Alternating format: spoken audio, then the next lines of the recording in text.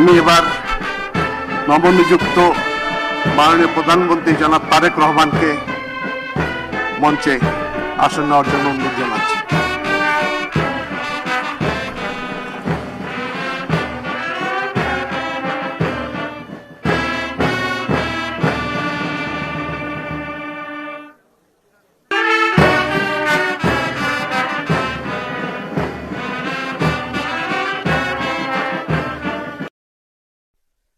أعوذ بالله من الشيطان الرجيم.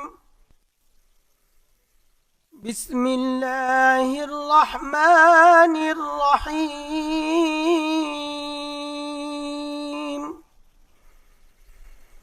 قل اللهم مالك الملك تؤتي الملك من تشاء وتنزع الملك ممن تشاء وتعز من تشاء وتذل من تشاء بيدك الخير إنك على كل شيء قدير. صدق الله العظيم.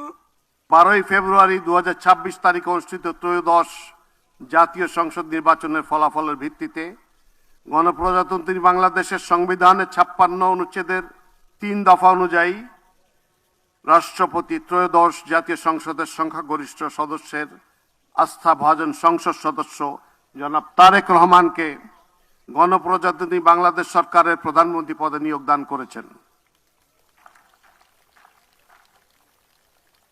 আমি এখন নবনিযুক্ত মাননীয় প্রধানমন্ত্রী জনাব তারেক রহমানকে অনুগ্রহপূর্বক রাষ্ট্রপতি মহোদয়ের নিকট প্রধানমন্ত্রী পদের শপথ ও গোপনীয়তার শপথ গ্রহণ করার জন্য সবিনয় অনুরোধ জানাচ্ছি।